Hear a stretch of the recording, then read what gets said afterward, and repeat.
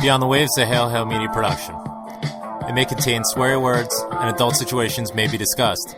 If you're in the company of underage Tims, turn off the show now and listen back later. If you'd like to get in touch with the show, email us at beyondthewaves67@gmail.com. You can also reach us on Twitter at BTW Celtic Show, or check us out on Facebook and join our group at Beyond the Waves. Hail, hail, and keep the faith.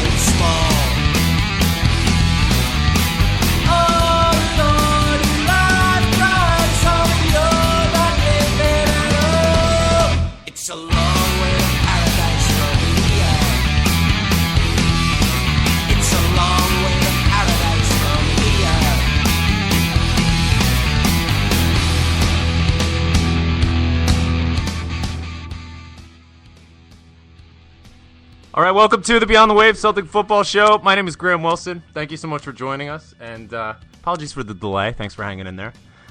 Apparently my cat thinks that she's King Kong and decided to scale the pantry today and knock over a jar of tomato sauce. So now my kitchen smells like a mozzarella stick. But what can you do but clean it up and wait for reinforcements? Thank you for joining us. Today is going to be absolutely fantastic. We have a guest joining us who I've really been looking forward to having for quite some time. So definitely a very big treat. And we're going to go over the game against St. Mirren. Not a thing of beauty, let's be honest. But the results are what matter, and we got that. So some things to look forward to. Against Juventus, you might have noticed in the opening of the show today, a little rocky for you. If you listen to the Half the World Away show with the boys down under, as well as the Gaffer and Paul, you'll know that Paul has a theory, and it pertains to Rocky, and it leads to us advancing in Turin. So we'll talk a little bit about that. Speaking of Paul, he has an auction right now going on eBay. Get on eBay, search The Last Pearl Diver, which is the name of his upcoming book, released on April 1st. And what Paul's doing is he's going to make a copy available early for one lucky bidder, with the proceeds going towards a season book for some underprivileged Celtic supporters for next season. So that's a fantastic cause.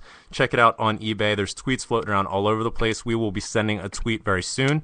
You can find us on Twitter at BTW Celtic Show, so keep an eye out for that. In addition, I just want to thank the loads of people who got in touch and just mentioned that they enjoyed the show last week, where I talked about my trip to Glasgow. To be honest with you, after about an hour into the show and noticing how much time had elapsed, it was like, oh, geez, I've been talking forever about this, probably boring people to death. But I got a lot of nice comments and feedback about that, so I'm really glad for that. I'm glad that I didn't put anybody to sleep, and thank you very much for the kind words from that. It was extremely enjoyable. But enough of that. Enough of the nonsense. First off, from Perth Amboy, New Jersey, joining us as always, it's the Rev. Hail, Rev. Good afternoon. Good afternoon to you, sir. Did you have an opportunity to watch the game this morning? I did. I was up. I was out of bed. I watched the whole thing. Look at you, big boy. I bet you're glad you did that, didn't you? Oh God, yeah. We can get into that later. Fantastic stuff. Well, good to have you as always, and hopefully the wedding planning is going well with you and the dose, and we're hurtling towards that big day as we speak. Speaking of wedding planning, joining us, like I mentioned in the intro, the Ameriscot himself, as he describes himself. We're going to learn about what that is. He writes for Total MLS as well as MLS UK, originally from Scotland, and now makes his way through, by way of Southern California. It's Andy Watson. Andy, thank you so much for joining us. Hail, and welcome. Hail. Thanks for having me on. It's been a long time coming. Delighted, pal. First off, let me ask you. So you're originally from Scotland. Is it Alloa where you're from? Yeah, Tullibody, so near Alloa, yeah. Now, why on earth would you want to leave the beauty and the allure of the Central Belt and wind up in a dump like Southern California? Oh yeah, the bright lights Alloa. Is the sun shining there? I mean, as it typically does. Yeah, it's 25 past 9 in the morning. Blue skies, sun is shining. I think we're on course for 80+ degree weather today. You know how to endear yourself to listeners immediately. Yeah. Fantastic. Whereabouts specifically? Are you in Orange County? Yeah, South Orange County. Yeah. Oh, lovely. Yeah, it's a beautiful part of the world. I've made my way through. Let's see, Yorba Linda, Irvine, Buena Park, that area. Some family out there, and just a beautiful place to find yourself. And you are the newest permanent resident of the United States. So no more calling you mate. From now on, it's dude. All right, you're my homie. We're bros, and no more mates and none of this cheers nonsense anymore. It's thanks, bro. So yeah, you're definitely learning all these new words now. Fantastic. Well, good stuff. We're so glad for you and happy for you that you got the fantastic news this week, and hopefully, we will learn more about you as the show goes on. Typically, what I wanted to do was have you on just for like an interview and sort of get your ideas with regard to MLS and some of the continuity between the American soccer scene and what we typically would find in Scotland and Britain and elsewhere, and just get your thoughts on that. But you so graciously agreed to come on as a guest panelist today, so you're going to be sitting in with the show, which is absolutely phenomenal. Let's talk about the game first. I mean, as I mentioned, we did get the result. It wasn't a thing of beauty, let's be honest, and some. As I typically do, Black Cloud CSC, I'm going to start off with some of the negatives. I mean, Emilio Zagari did not cover himself in glory in the midweek game, with obviously an unfortunate result there, and it seemed to continue on, especially early doors. I mean, it just seemed as though there was absolutely zero communication between himself and Forster on the goal that really was set up beautifully by him, if you're a St. Mirren supporter.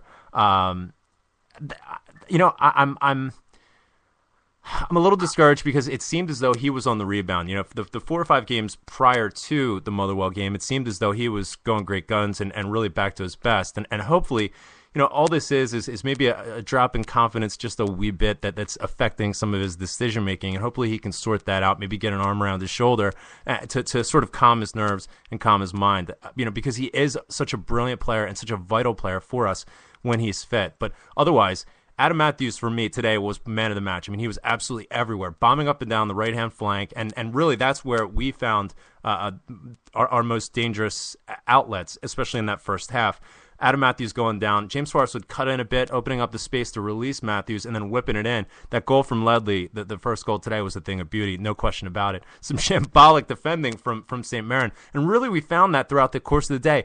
I think they were ripe to absolutely get skinned constantly. But fair play to Danny Lennon. Danny Lennon is an exceptional manager. I think that he tactically, especially in making adjustments as the game was going on, I think he played a blinder in spite of the result. I mean, first off, we saw their back line sit very, very far deep, which did a couple of things. First off, it gives it gives their back line, which is a bit of a patchwork now through injury, the opportunity to recover, I guess, be in a better place to recover if and when the partnership of Hooper and Stokes was going to peel off and maybe try and set up some of those 1-2s. But what it also did was he recognized the fact that our central midfield, made up of Ambrose and Wanyama, who are essentially doing the same thing, they're not that sort of attacking creative spark that you typically want to link up the midfield with the forward. So with all that space there, Wanyama and Ambrose, and with some exceptional pressing throughout the game, I mean, let's hand it to St. Mirren. They were up for this. The energy level was so much higher across the entire scope, and it found us in some nervous moments. But, fortunately in the second half, we were able to see it through. And, Anthony Stokes put it away. He's not, obviously the tallest of players, but, we'll take him any way we can get him. And, it was something off the training ground and fantastic stuff there. Ambrose, for me, looked quite a bit more nervous. And I'm just confused as to why he was put into central midfield next to Wanyama. I guess maybe to get some more playing time for Ronya, but I mean, he once again has not really displayed a lot or certainly enough to really cement his request for a better and an improved contract, for me anyway. The only sort of bright spot in these past several weeks for him is that he stayed fit. And that's really been the big knock on him throughout his Celtic career. But, it's nervous times going into Juventus. I think, though... Andy, let me first turn it over to you. I think we might have lulled Juventus into a false sense of security, perhaps, with this. Or, I mean, certainly there's not much that they can look to in this game with and strike any sort of fear into their hearts. What were your thoughts on the game today? Yeah, definitely. I think if any Juventus fans were watching that, they're not going to be too scared. Like you said, I was loving watching Matthews and Forrest play today. Forrest just continually reminds me of one of those old-fashioned wingers. Yes. But like you said, Matthews and Forrest had great games, but then you have to keep looking back to Izagiri again. He was shaky. He had that bit of a lapse there when he had the goal going in. And then Ronya as well. I mean, this is a guy who's we've offered a contract to, and he's turned it down. But right now he's not doing anything to merit that. But like you were saying at the start there, the result was the main thing. Mm-hmm. couldn't care less how we played today. As long as we got that result, especially getting up at 4:45 in the morning to watch it. I wasn't there. There was a classic of games to get up for, but yeah, the result definitely makes it easier to stay awake for the rest of the day. That's for sure. No question about it. We still have so much to look forward to with the Cup run. I mean, as we were talking. Just in the lead into the show. I mean, this is really what we're playing for here, aside from obviously Wednesday, and we're going to talk about exactly why we're getting through and advancing into the final 8 there in Turin. Yes, I said it. But, aside from that, the league is pretty much well in hand. And, it would certainly nice to keep the season going and to keep the season alive until, the Cup final, get to Hampden in May and exercise these ghosts and get the double. So that's really what we're gunning for. Rev, what were your thoughts on the game today? I mean, it certainly it was confusing with the starting 11 going out there. I mentioned Ambrose and Wanyama in the starting 11. Also, Joe Ledley is another one where we've tried him on the left side of the midfield, almost in that winger slot, but he just doesn't read the game quite as well over there. I don't think that's the ideal position for him where he can be most effective. But what were your thoughts on the starting 11 when you first saw it? And then, in terms of the performance, I mean, did Neil Lennon do enough to adjust as the game went on? Well, first, it was a bit weird seeing, the lineup and the formation that was put.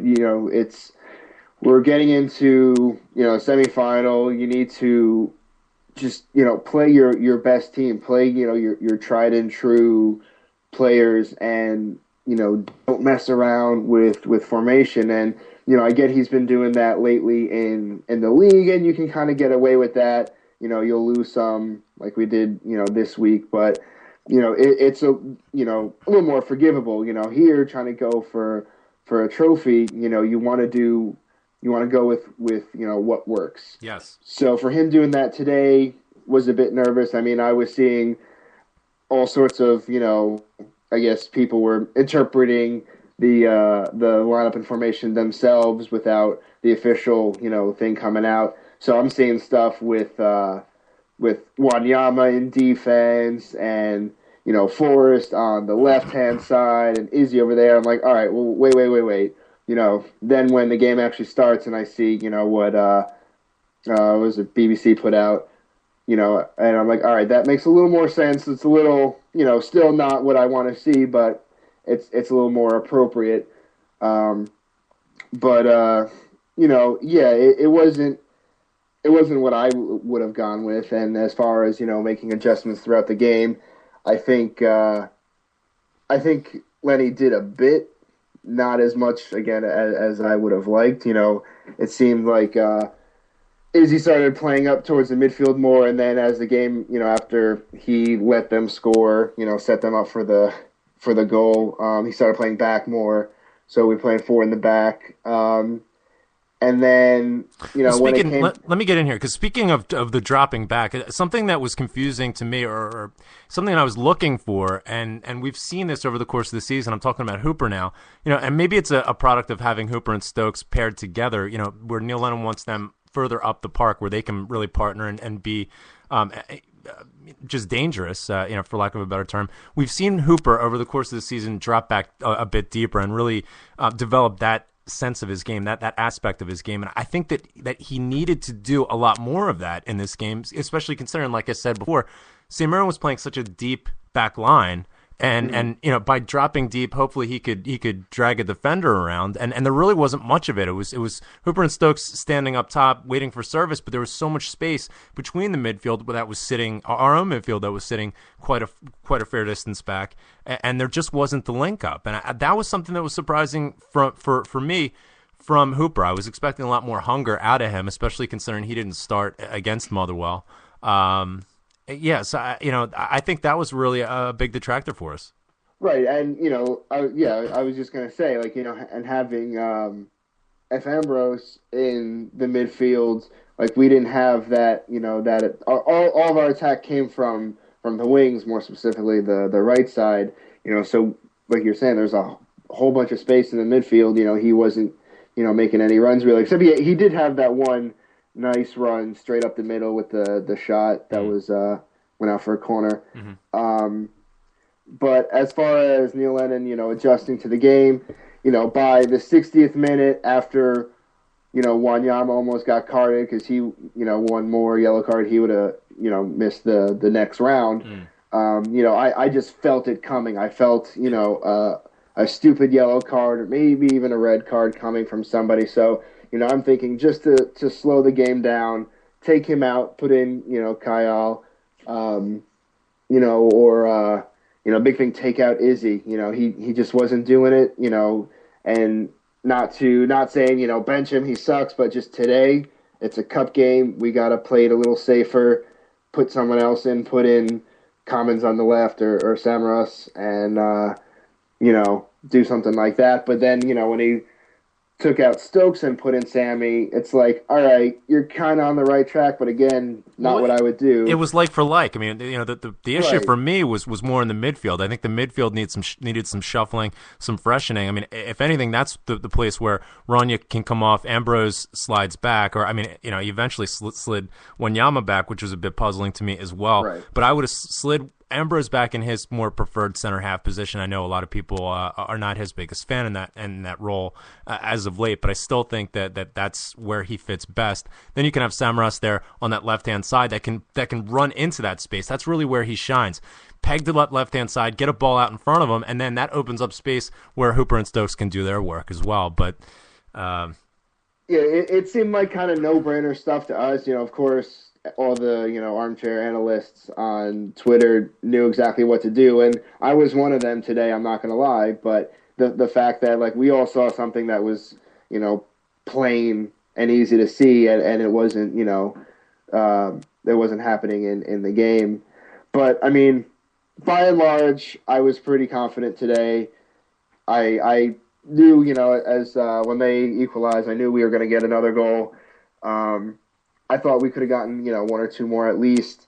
But then the last 5 minutes, including stoppage time, I was getting pretty nervous. Rev, you're a big advocate of haberdashery and so on. The 3-piece suit today, what do you make of it? What's your analysis? I put it up there. I liked it. I thought, he looks a bit dapper, and that's fine, but, no pun intended, it just doesn't suit him on the touchline, so... Haha. I prefer the tracky, but that's just me. Some people look better in look a little more casual. Other people look better, all spiffy up. Yeah, fantastic. The Rev with the haberdashery advice for the week. Andy, let me get your thoughts on this. I mean, I sent out the tweet right after the game, and I wasn't half joking. I mean, I was completely serious with it. I'm not sure Neil Lennon knows his strongest 11 players at this point. Like Rev mentioned, this is a cup tie. It's a quarterfinal. It's a big game. St. Mirren's going to be up for it. You know it. And you know that they feel as though they have our number. This is the moment where you want to, of course, play your best starting 11. And it just didn't seem as though, that was the case. We've seen a lot of tinkering over these past several weeks, really. I mean, and I think the most dramatic example of it was in that Motherwell midweek tie where, it wasn't just the fringe players that were coming in and playing together. It was a lot of players who were just coming back from injury, haven't gotten a lot of time, mixed with a lot of these sort of young players who've come on in substitutes role, but haven't gotten that run of starting appearances.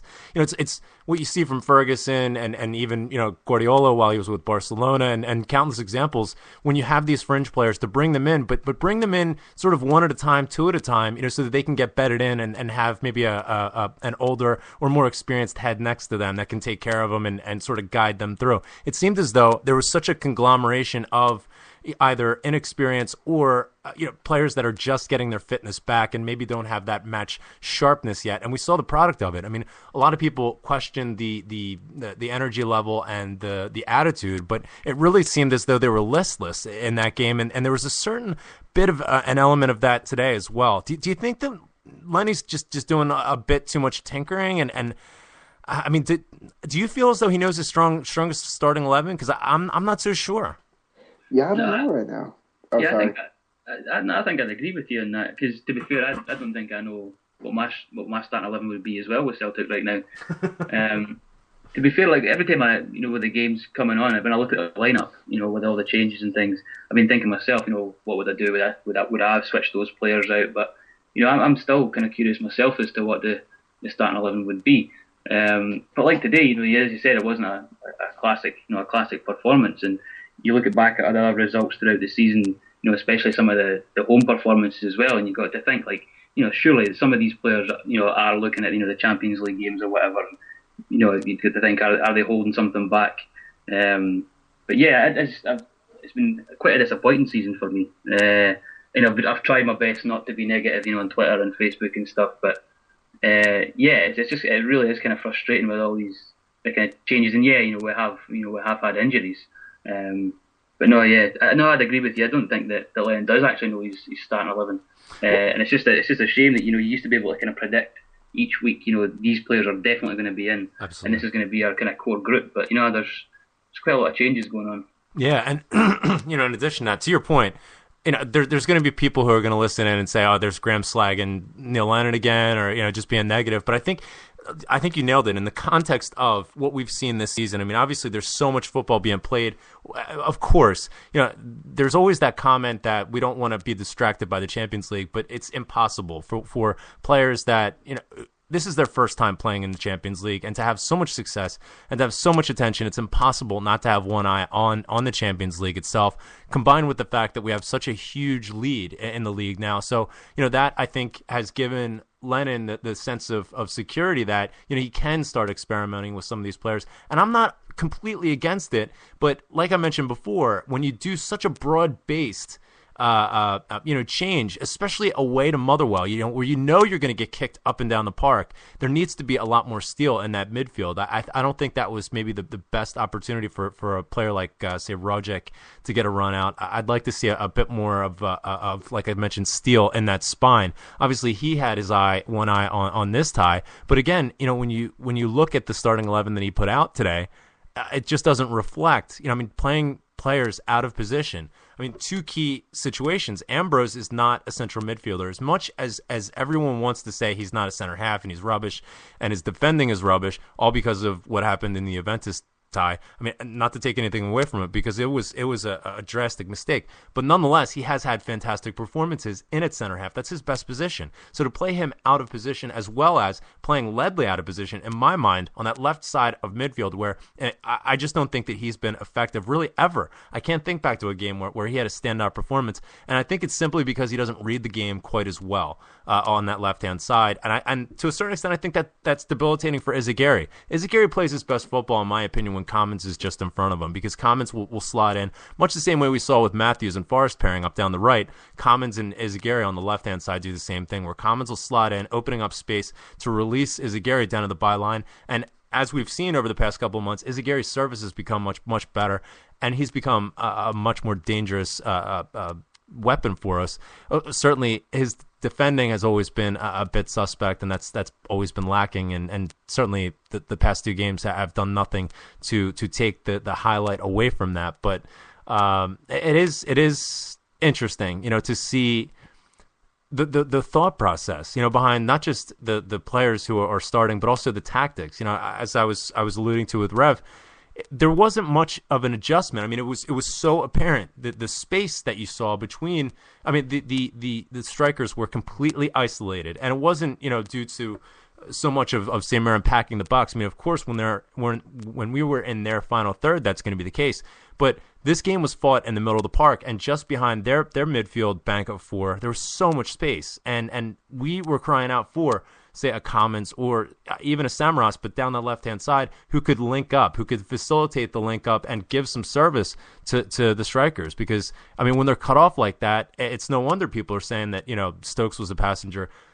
Hooper was a passenger. I was hoping as the game went on that Hooper would notice this and sort of drop down into that void, if you will, because in certain situations, I can think to games in the past where he's done just that, and it's been exceptionally effective. But for whatever reason, it didn't happen today. But getting away from all of that happiness, we did get the 2-1 victory. The draw is going to be coming up, so we will wind up back in Hampden this season and exercise those demons. Obviously, it's a learning experience, as is everything. Anytime you can push through and get and grind out one of these results, you learn a lot about yourselves. Hopefully, this will calm the nerves, and maybe reframe the expectations going into Juventus that, this team needs to buckle down. Just in looking at the Juventus game from yesterday, they went to Napoli, and Chiellini is obviously back now, who, obviously wasn't available for the first leg in Glasgow, and I think in his absence, Liechtensteiner did quite a lot of the physical work in his stead. But in looking at his performance yesterday, what Liechtensteiner did to Gary Hooper, which in several situations put him himself into the back of the net, is going to look like child's play in comparison. I mean, Chiellini was having people in headlocks and so on, and we can think to ourselves that the microscope is going to be more on Juventus after all of the attention that they got after the first leg. But I assure you, the backroom quiet hands are going to see to it that.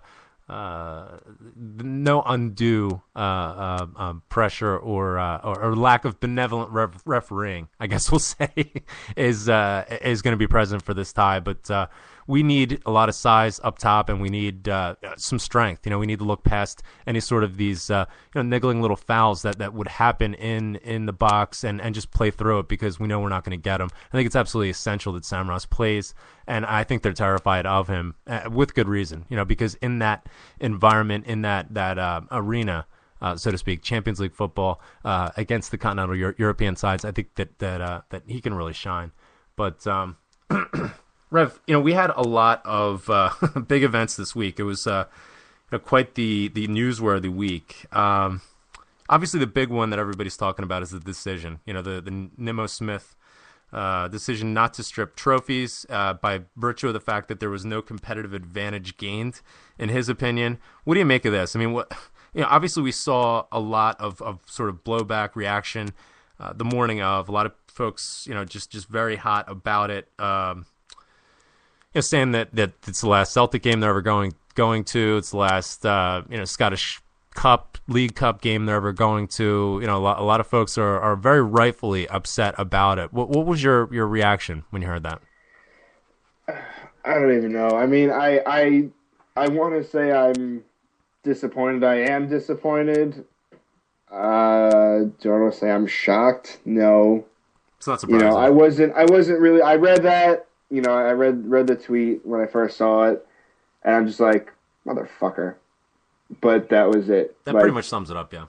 I didn't flip out, and that's not to say that, I don't care or I have, I don't have as much of a connection or anything like that. It's just, I saw it coming, not, and, I'm also not trying to be like, oh, I knew it was going to happen all along. No. I thought they might have actually done the right thing and have been, impartial, but, I didn't, it didn't get me as it appears it's, bothering some people to where, it's not Celtic's fault. They didn't play any part in this, so why are you going to take it out on them? There's other things that you can say, Celtic played a part in, or at least some role, and this isn't one of them. So yeah. But it seems as though you didn't have your hopes up anyway. You were prepared to hear this news, and it didn't really have. I was not expecting it, but I mean, like I said, it didn't shock me. I wasn't surprised, and I went about my day. Andy, how about you? When you heard it, obviously it was released at 4 a.m. your time. So when you woke up and you checked Twitter or any of the other sources and you saw what had happened, what was your first reaction? Yeah, after I eventually kind of caught up, like Rev was saying, it's disappointed but not surprised at all. And I had a quick look through the Celtic statement as well, and they said, Celtic have stated surprise at the verdict. Now, I think it'd be a bit diplomatic there, because I don't think they would be surprised. Nothing would surprise me right now anyway. Just a touch. But yeah, just discussing this with people here as well, like other sports fans who don't even know about Celtic or Rangers or Scottish foot or just soccer in general. You can explain the situation to them, and as you're going through it, you can just see the look on their face, thinking like, what the hell goes on in your country back home, But yeah, as I said, disappointed, not surprised at all. And looking at this, looking at the debate on Twitter and the comments underneath articles, this whole the competitive advantage phrase. I just can't understand how people can come to the conclusion that there was no sort of advantage gained. They're making payments that they're non-disclosure of payments. So if you're not disclosing something, you're doing it for a reason. And I don't know. In my opinion, they've got all sorts of advantages by doing that. So. Oh, no question about it. I mean, obviously it was in the interest, in the context of hiding it from the tax authorities. So thereby doing that, they would have less of a paper trail, and then. The SFA, and it's ironic, around the same time period when Jim Farry was in charge, this all started. And, of course, Jim Farry of the George Cadet fame, where he denied his registration for 6 weeks for absolutely fuck all, now all of a sudden is fast-tracking the then Rangers players through when, they had half a contract. And, there was all sorts of other payments that were involved. I mean, to the tune of £47 million. I mean, that's a huge amount of money. So to say that a team could have the benefit of £47 million, especially in the context of what most of the other clubs had at their resources, how you can say that there is no competitive advantage is on the verge of mentally ill. I mean, just delusional. Like we've sort of done to death. It's not a surprise. This has been the culture.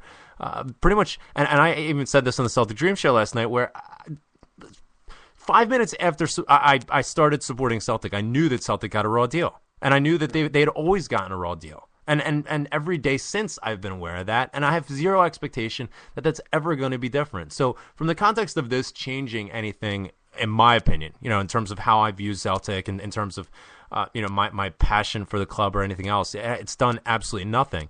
But on the same token, that's very easy for me to say. I don't have to get up and go to work and have to deal with these scumbags every day who are laughing in my face and just sort of gloating over the fact that they were found guilty with something. And somehow the media toes the line that this is a vindication. I mean, it's absolutely bizarre. They're vindicated? They were found guilty. The sentencing process benefited you, for obvious reasons. It's an absolute joke. It's an atrocity. But going forward, this is really the question. I mean, Rev, let me turn it back to you. What does Celtic do at this point? What are you expecting Celtic to do, and what do we need to do in order to, if not rectify this situation, to affect change at the SFA? I mean, completely cleaning house. I think that's really in order. What can the club do? What should the club do? What should we do? Well, first, let me say this is how I described it to people, over here to try to, get them to understand it. I called it the opposite of the OJ verdict, where he was, OJ. That's a bit of a stretch, Rev. We're talking about murder. Listen. OJ found criminal court, he was found innocent, but then civil court, he was found guilty. Had to pay like $25 million, whatever. Here, Rangers were found guilty, had to, they were liquidated, and then now this would be like the civil trial, and they're found, innocent, more or less, and aren't being punished. So that's, kind of how I think. As far as now, what Celtic can do. Can they do anything? Do they have any pull? I don't really know about that. I mean, what should be done? Sure, yeah, you need a complete house cleaning of all the higher ups and in the SFA and SPL, league offices, whatever they call it over there. But no, it's clear that. There's no impartiality. Rev, are you okay? I think Rev's three-piece suit just swallowed him. Andy, I think Rev was on a good point there, in terms of, and I see where he's coming from. First off, I want to say that nobody was murdered in the process of the verdict or that we know of. No, there was no sort of domestic violence that led to the murder of a spouse or anything. There was no bloody glove that was found at Hampden. So I just want to I want to say that. But by virtue of what was found, what Rangers were found guilty of, I mean, essentially not just the Celtic fans, but football fans across Scotland, all the time. and the emotion and the money that they've put into the game over this past decade plus that this has been going on essentially was a waste. I mean, it was wasted money. These people very rightly feel wronged by that. They feel as though, it was all a fluke. It was, I mean, they were hoodwinked. Certainly they deserve their chance, to have their say and to be compensated in some way. The fact that, the Rangers hierarchy and Ali McCoist himself is asking for an apology is absolutely pathetic. I mean, it really is laughable, Andy. No, exactly. I couldn't agree more. And just to touch on that, O.J. Simpson's, he's now serving 33 years in a correctional facility in Nevada. So hopefully Rangers get their comeuppance too. But, Very good point. Very good point. Yeah. But yeah, no, like you said, it's been going on for that long as well. Like I saw Neil Lennon was saying, he made that small comment about how the vastness of the amount of money there over 11 years or something. And for people to think that they deserve an apology, when clearly there's people out there who have not, they have money due to them, and it baffles me. It's baffling. I can't believe it.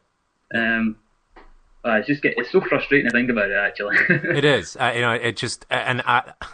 By that point, I've tried to avoid it as much as possible. In terms of just letting myself get taken away by it. I mean, what will be, and we can only do what we can only do. But that leads me to my next question, my next point.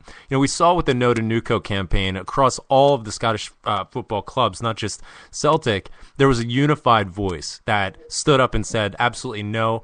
Any sort of Nuco will not get parachuted back into the SPL. There needs to be sporting integrity, a term that ironically is surfacing once again. There needs to be accountability for this. They're a new club. They should start over just like any other club. And I think that was a product of what I mentioned before, the unified voice of all of the clubs and the impact that the SFA thought that was going to have going forward. I think what the lesson of that was the power and the leverage that fans can have when they work together.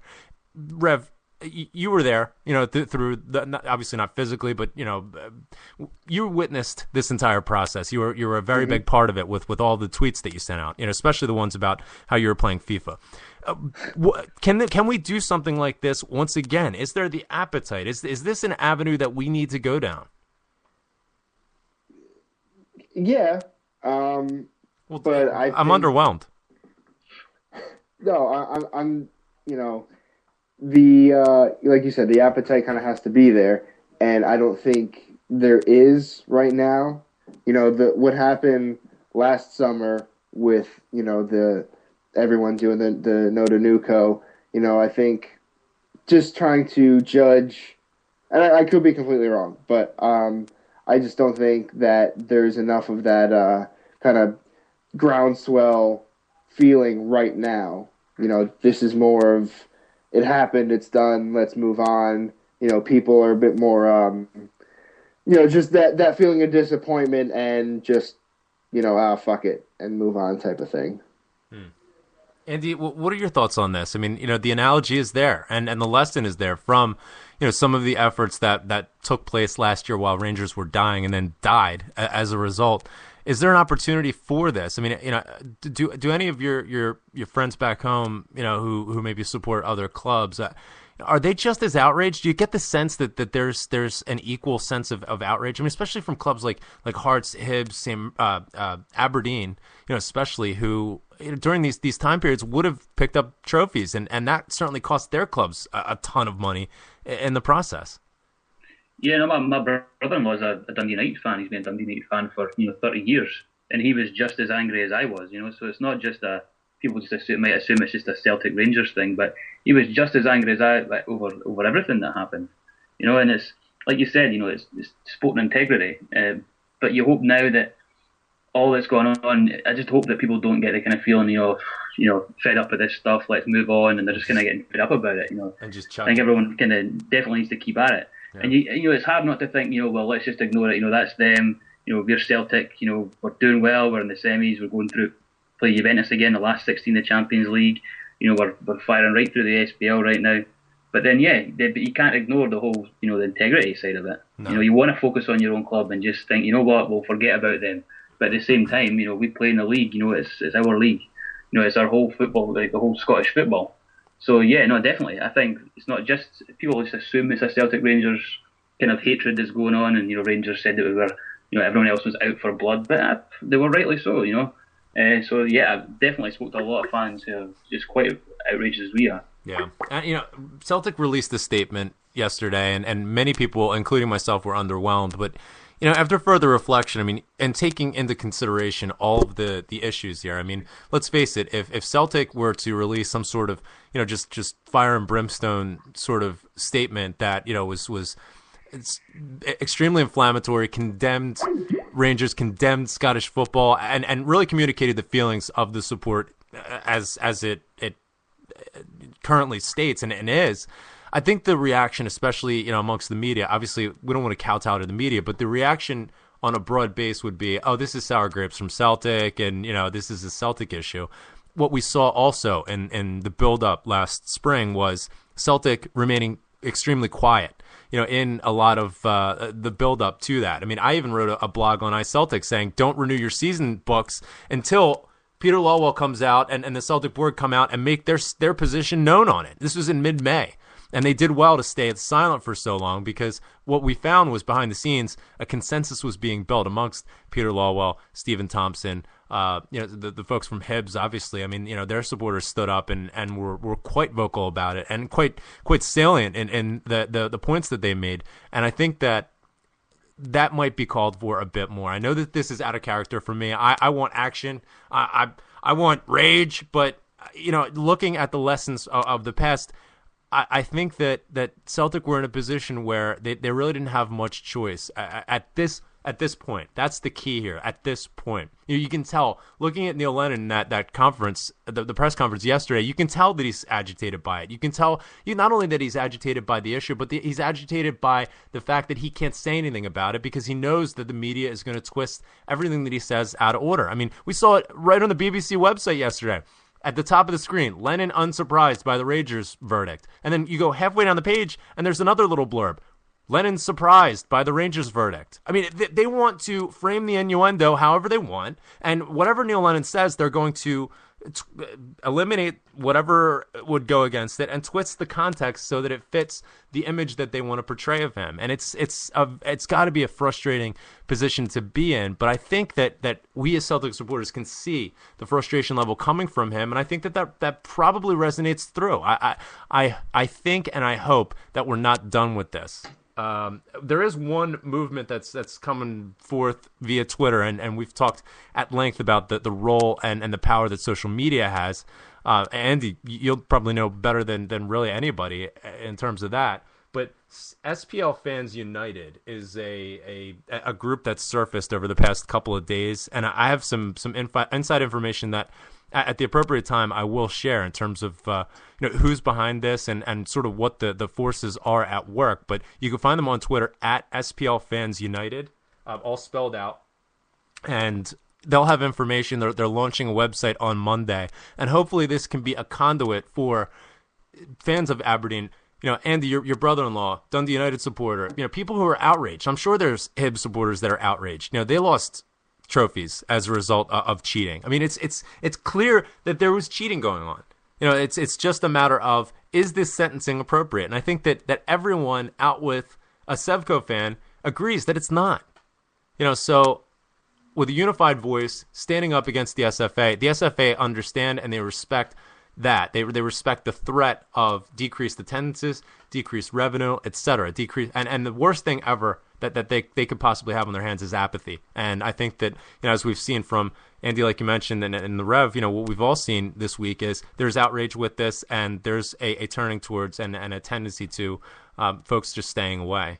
So, it's going to be interesting, to see how this sort of takes life and evolves, and really what the energy level is. Is this going to be the type of thing where people are going to, just say, well, let's draw a line under it, using the media's term, and move on? Or is this another time where we very rightfully need to fight for sporting integrity?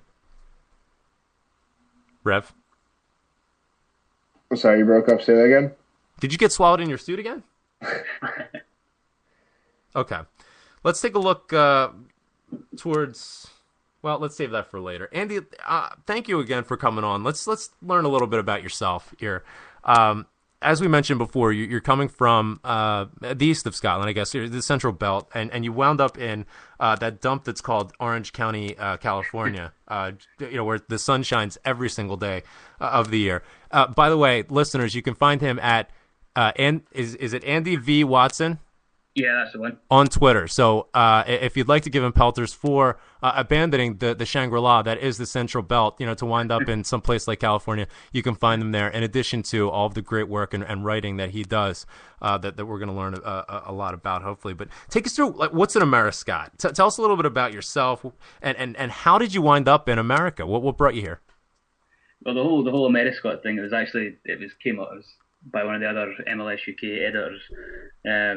Wasn't just because I was, obviously from Scotland, staying here in America, but my mother is actually from Detroit. Okay. So she's, technically she's from Dearborn in Michigan, but she always told us Detroit. But yeah, growing up, it was always the case where I always kind of consider myself half American.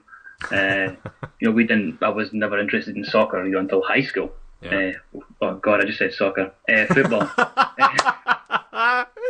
See, it's happening. It's more than just a piece of paper. It's like been a week since I've been a legal resident. Soccer. Go ahead. But yes, we were brought up with American football, baseball, all the American sports. So I always had this little bit. I always consider myself a bit half American, just to try and be a bit bit cool and a bit edgy at school. Sure. But then I was in South America. I was traveling around kind of Peru, Bolivia and stuff. Ended up in Ecuador. Lovely. And I met a fine young lady in Ecuador, and she turned out to be from Orange County in California. So I've eventually found my way over here. Oof. You got to watch out for the lassies from Orange County, I'm telling you. So now she's a bit different. Funnily enough, she's actually of Scottish ancestry. Oh, lovely. So yeah. Very nice. So, you make your way over here and you meet, you're engaged now? This is your fiance? Yeah, we're engaged, yeah. Okay, fantastic. I didn't want to throw you out there if that wasn't the case. I thought that was the case, but I figured I'd take a risk. So this is this big news this week where you obtained a permanent residency. That's a huge deal. I mean, what would happen if you didn't get that? I mean, would they send you home even though you would be married? Or, I mean, obviously the process would have to be a lot longer. What was at stake here? Well, we were, as I said, we got engaged in November, 2nd of November we got engaged. But my visa, my travel visa actually ran out on December 4th. Oh. So I've not really been advertising it, but I have been a legal immigrant in your fine country for the last couple of months. You'll do anything to bring up that street cred. Fantastic. So I've been hanging around the street corners with other illegal immigrants, shouting at white people and stuff like that. So when we applied for the visa, but didn't go through, then as I say, it's a bit of deportation hanging over me. And then the thing is as well, if they didn't accept my visa and I got sent home, I would have problems, coming back to the US ever again, because I kind of overstayed my welcome past December. Right. So it's a huge relief. Oof, yeah, that's fantastic news. Congratulations with that, and obviously a huge stressor taken off. So, you can stay here and support your beloved Chivas USA. Tell us, how did you get involved, or I guess how did you become a Chivas USA fan? Is it through your fiance, or tell us about what that process was like and some of your first impressions of the club and the MLS. It's funny because it's actually mostly because of Celtic. Oh, okay. I think this was 2007. I don't know if you remember. We played Chivas de Guadalajara, and I think it was in the States actually. Yeah. Mm-hmm. Me and my friend at home, we'd been watching all the pre-season friendlies, but because this one was I think it was on the East Coast actually. Mm-hmm. It was on at early hours in the morning, so we thought we'll stay up, have a few beers, we'll watch the Celtic, and we'll see who this Chivas team are. And we thought, well, we're playing a Mexican side, what we're going to buy. So that rather than beer, we stupidly decided to buy a bottle of tequila. No waiting on the runway. Yeah, and the worst thing was we didn't have anything to mix it with but ginger beer. So we had this ginger beer tequila cocktail thing going on. I love it. Long story short, I drank about 3/4 of a bottle of tequila. And as I said, we watched the game. I can't even remember the score or what happened. But I remember waking up the next day. My friend had to walk me home and throw me in my house. I remember waking up in the hallway the next day thinking, oh yeah, we were watching the Celtic Chivas game. So I looked up Chivas de Guadalajara online. And then at that time, you know, Chivas were only a few years, Chivas USA, sorry, were only a few years in existence. Mm-hmm. And they had a link on the Chivas de Guadalajara website. So I looked at the website, found out they had a sister club in MLS, and I thought, you know, I'm going to take an interest in MLS. You know, it seems it was a sign that this would be the team that I chose. And then I think fast forward 3 years later, I was in an Irish bar in Quito in Ecuador, Finn McCool's, and I was sitting talking to a young girl from California, and she says to me, you know, I really like soccer. You know, she likes English Premier League and things, but she says I'm also an MLS fan. I like Chivas USA. And I was like, you know, I like Chivas USA. She's like, yeah, come on, beat it. Nobody likes Chivas USA. Yeah, of course she did. Yeah, I like that Chivas USA too. The goats. Viva la goats. That's brilliant. That's fantastic. What were your impressions of the MLS? Like when you first, you know, started investigating it, watching it. I mean, did you have an extensive awareness prior? Or, I mean, you know, what was your impression? A lot of folks, you know, sort of that don't have you know, a wide-ranging experience with American soccer. You know, they think it's rubbish, and you know, many folks think back to the time when many of the MLS teams were playing in NFL stadiums. It was cavernous. There was zero atmosphere. It was like a graveyard, and the plastic pitches. Now everything has changed, really, over the past 4 or 5 years. But what was your impressions of the MLS at that point? Yeah, to be brutally honest, initially when I kind of picked up the Chivas USA and I thought I was going to follow them, you know, I wasn't impressed. You know, I didn't enjoy it too much. It was pretty difficult to watch. You know, and at that time as well, you know, years ago, we didn't have the links that we do now to watch the game. Sure. So just kind of keeping an eye on the MLS soccer website, you know, I wasn't that impressed and I wasn't that kind of drawn to it. But I just found myself drawn to Chivas USA as a club, though. Mm-hmm. Just because it was a bit different, you know, they're completely different compared to some other clubs in MLS. But like you say, yeah, it was strange because it was one of those things where I found that I could get into it, and because everybody was at that time, you know, talking about MLS and it was slightly getting better, and people were talking about it. But like you said, people would say, you know, MLS is rubbish, right? Mm-hmm. And you'd say to them, well, but have you watched any of the games? And they're like, oh no, but you know, it's rubbish. Yeah. But yeah, you know, the other teams were still playing in, you know, NFL stadiums, but it's getting a lot better, and it's changed a lot, like in the last few years, especially since I started watching. You know, I would say probably back in about 2006, 2007. Mm-hmm. So yeah, bigger, better, stronger. That's exactly, you know, what I sort of point to is that so much has developed and improved in such a short amount of time. I mean, specifically, you know, when you're watching it on television, as most folks overseas are you know, having to do. When you watch the game in an NFL stadium and it's a plastic pitch and the ball's bouncing 20 feet in the air, I mean, who wants to watch that? But, you know, over the past 4 years, really, almost every team has gotten a soccer-specific stadium, you know, their own patch to play on with natural grass. The seats are right up against it. It's more of the European model, and supporters sections have developed, and you get a sense when you're watching it, you think, oh, I want to be there, you know, as opposed to before where it's like, oh, it looks like there's nobody there. It doesn't look like much fun.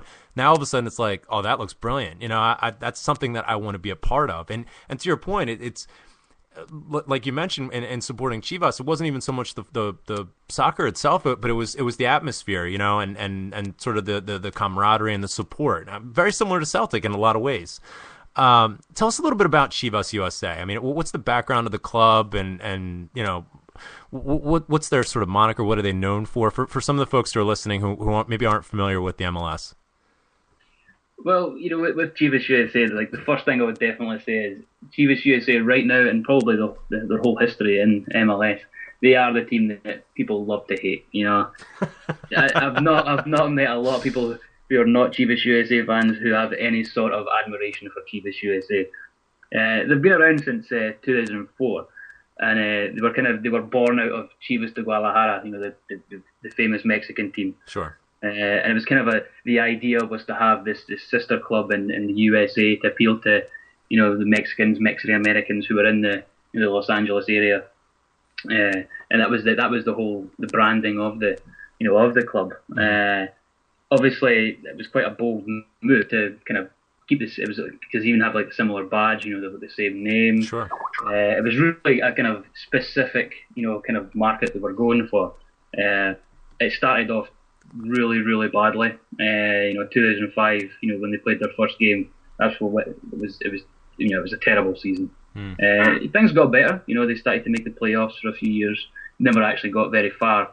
But then, especially in the last few years, they've been, to be fair, they've been one of the worst clubs in MLS. When it comes to kind of the quality of the football. But yeah, the whole background was they were kind of born out of Chivas de Guadalajara. It was a joint ownership though, so they were going to take on this the Chivas USA, especially the USA part, and play in MLS. But yeah, certainly they don't even divide opinion. Most people just hate Chivas USA. But I think the one thing I would point out, though, while I have my chance to say it, is the fact that people that we are misunderstood. Definitely. I will hold my hands up and say I'm a neutral, 100%. I'm not even just saying that. I don't even know if I have an MLS club. I'm originally from Philadelphia. You have the Union there, but I just, for whatever reason, have never connected with them. I mean, I would go to games, and I think what really put the dagger in the heart was when Celtic played the Union in a friendly a couple of years ago. And let's just say the Union supporters were not so nice to me wearing hoops. A behavior that would be much more befitting of say, a supporter of a now deceased club that plays in blue on the south side of Glasgow. So after that, I had a bit of indifference. But now that I live in the DC area, it's like I've been conditioned for 30 years of my life prior to moving here to just despise everything about New York sports teams, haha Rev, the DC sports teams, and especially Dallas. And so to have to pick up DC United, and to their credit, I mean, I think that DC United have a fantastic support. Their supporters groups, which we have a Red Bull an ultra. He's a hooligan on the line, so obviously I'm going to get heckled. But no, I have a lot of time for them. But they easily play in the worst stadium in America, which is unfortunate. I think that they really deserve it. But so I'm a complete neutral with this, but I'm eager to learn more about Chivas. I mean, obviously, like you mentioned, they were geared and catered towards, and I think this was really a marketing move on behalf of the MLS, where they were trying to capitalize on the massive Hispanic population in Southern California by bringing in a brand that's very recognizable throughout Latin America, but it really didn't come off as that natural magnetic pull, did it? No, and I can see that. I can understand the idea, but when you think about it, it might have not been the greatest one, because obviously it's a famous Mexican club that they've got a massive support, huge support, and then a huge support here as well, in this area. But at the same time, if they're wanting to try and appeal to the Hispanic community, there's other Mexican fans of other Mexican clubs who won't want to associate themselves with the Chivas name, Exactly. A Club America supporter that lives in Southern California is never going to put on the red and white or support anything that has Chivas in it, or a Pumas supporter or Santos Laguna. So, that sort of fell flat, and I think was a bit of an own goal from a marketing perspective. But also, when you, like you rightly pointed out, the Chivas USA moniker. I mean, many of the Mexican American supporters in Southern California don't support the U.S. team. They're Mexican supporters. They support El Tri, the Mexican national team. So to have that sort of bundled in there, I think was a double negative, so to speak, a bit out of context. But nonetheless, I mean, what are Chivas doing at this point to keep that identity? Because they do have an identity amongst Mexican Americans, who would naturally support Chivas de Guadalajara.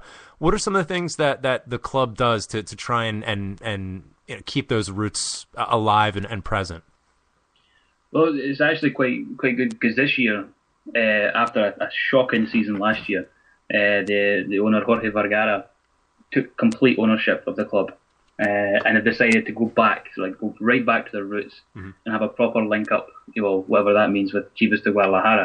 So at the start of the season, they've been speaking about how they've wanted to kind of adapt a more Latino, I think, use the word, style of play, a Mexican style of play, if you will. So that was the kind of the product on the field that they wanted. But they also wanted to start linking up with Guadalajara, in the sense of moving players back and forward, taking some some of the younger guys who are on the books at Guadalajara and loaning them to Chivas USA, That's a good and move. really focusing on that Mexican American market again. And they really have made a big push, with the staff. They've got rid of a lot of the staff.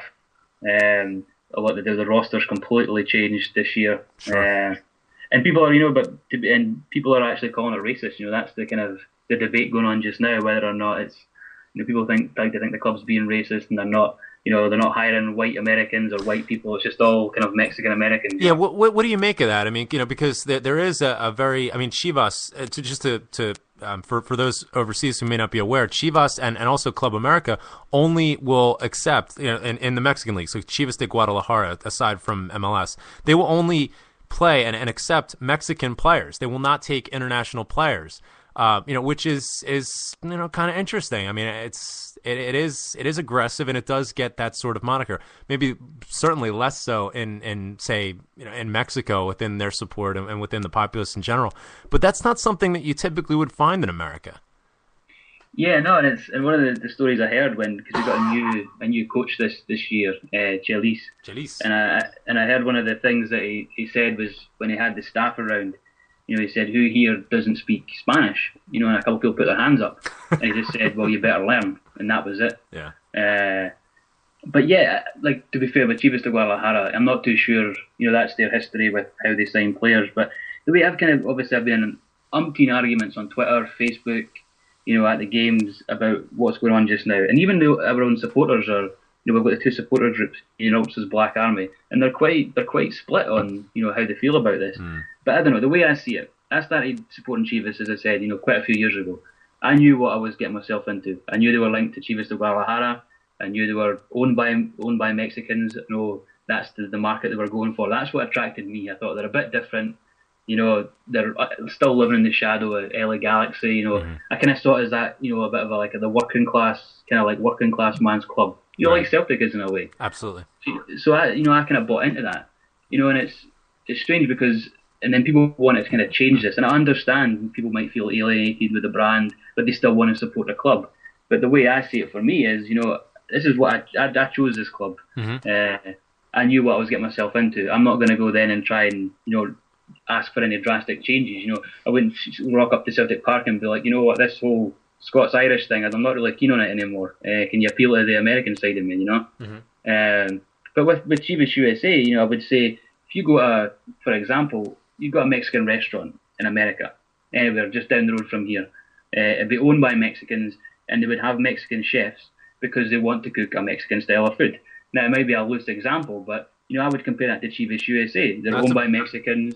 They've got a Mexican fan base. They want a Mexican style of play. So what do? You hire Mexicans. You hire Mexican Americans to give you that. That's a very good point. I'd never even thought about it that way. But when I go into an Irish pub, and there's some guy behind the bar, and he's like, "Hey, buddy, what are you gonna have? A pint of Guinness?" It's like, I'd much rather go into an establishment that would have that authenticity.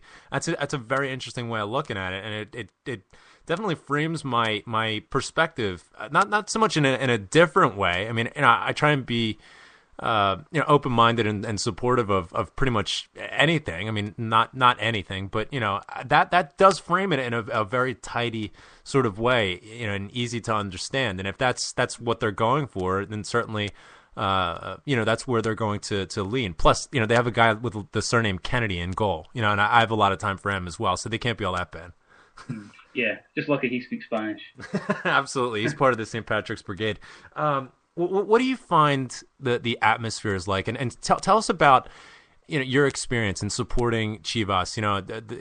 Obviously we have this culture here and this way of celebrating sport called tailgating, and there obviously is a supporters culture as we'll find from Rev here in a second. But how does the supporters sort of mindset and the term that I just used there, culture?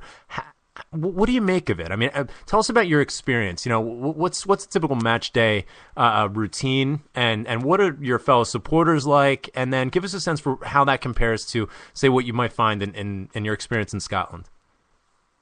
Yes, to say that culture, I really enjoy the kind of the difference here. As I say, I'll always miss going to Celtic Park. That's one of the my family aren't listening, so it doesn't really matter. That's one of the main things I miss is Celtic Park. Yeah.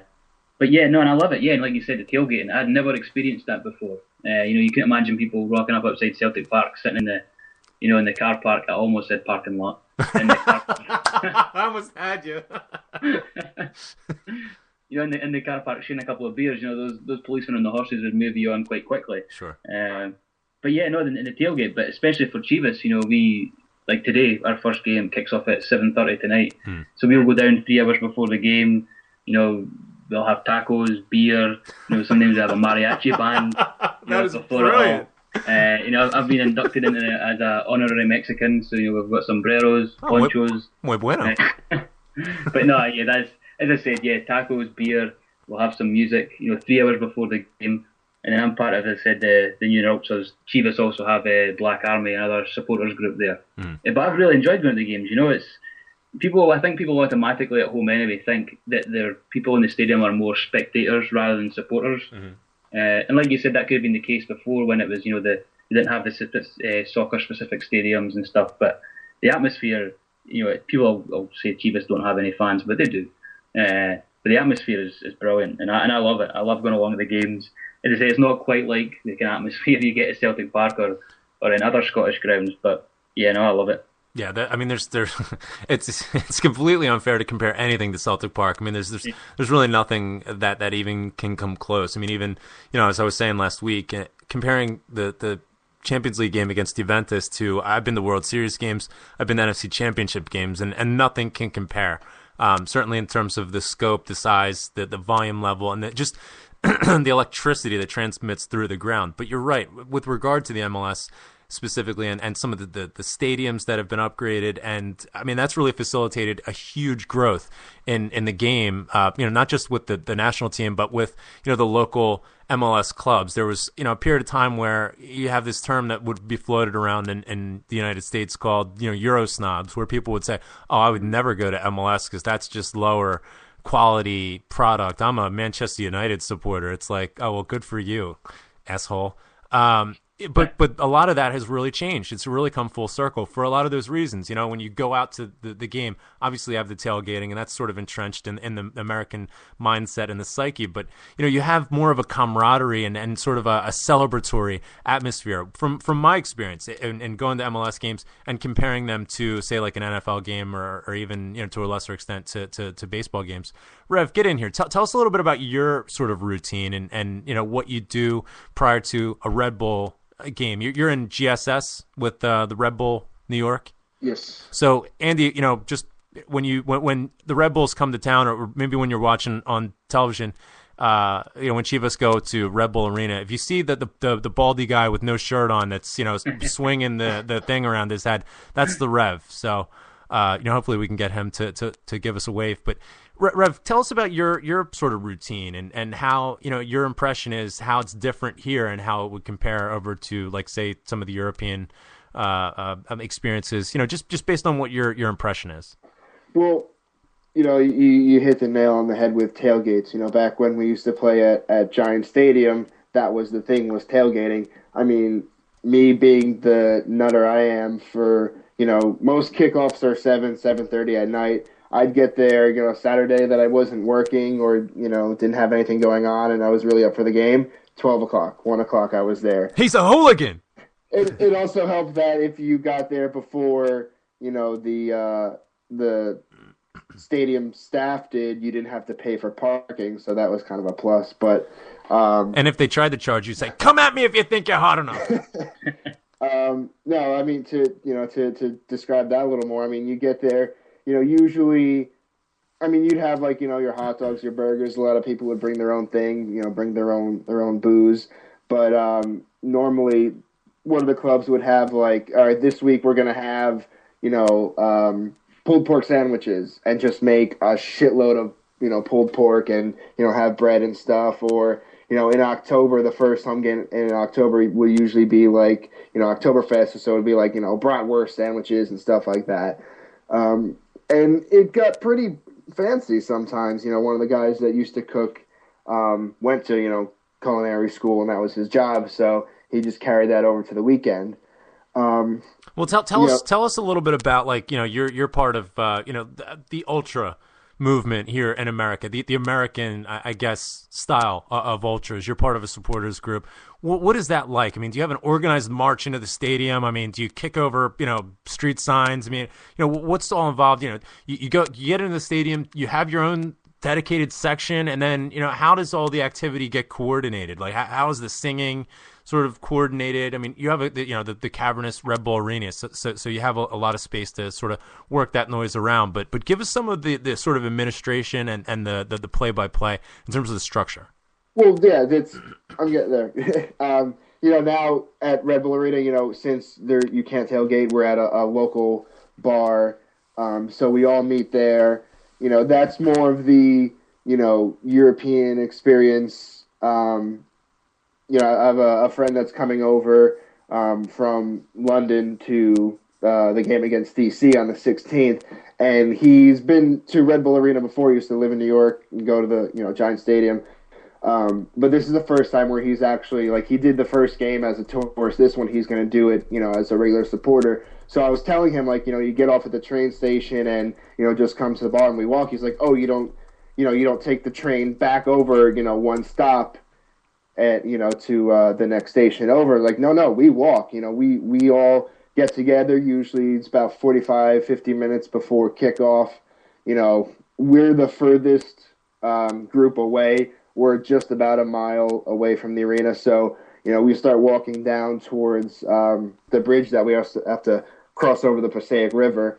And usually at the foot of the bridge is at least one of the other groups for New York. There's a third group. We don't really get along with them too well, so they kind of do their own thing. So it's like the Sharks, the Jets, the... Yeah. It's there's that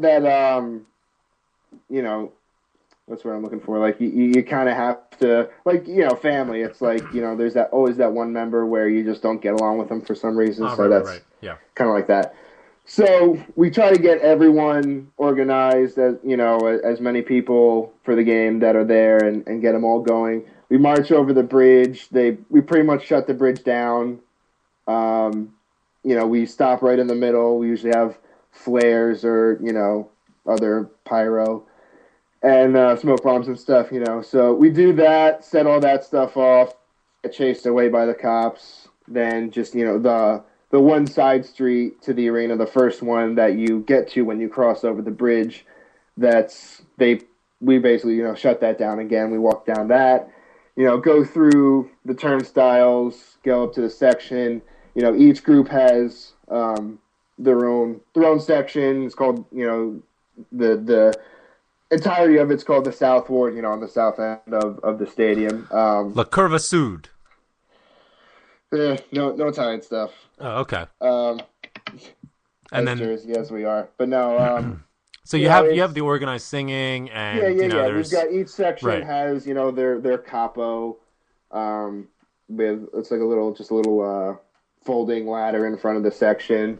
Usually there's some sort of, especially for bigger games, some sort of pre-painted tifo. Nothing on the scale of the Green Brigade, but there's usually about 20 to 30 guys that get together before games and just do something simple, like just a pattern, paint up some cards and, hold that up like pixels and stuff for games. And yeah, just between the three section captains, it's usually the guys who are in charge of the clubs, and they just, it's kind of corny, but they use NFL quarterback, like the arm sleeves that have like play.